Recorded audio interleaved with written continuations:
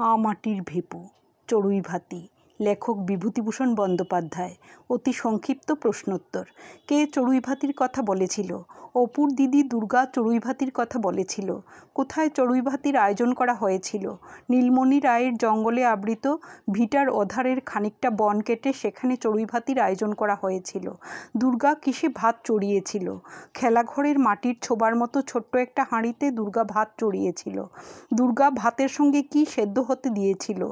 দুর্গা ভাতের সঙ্গে মেটে আলু সেদ্ধ হতে দিয়েছিল। অপু ও দুর্গার চড়ুইভাতির আয়োজনে কে যোগ দিয়েছিল? অপু ও দুর্গার চড়ুইভাতির আয়োজনে বিনি যোগ দিয়েছিল।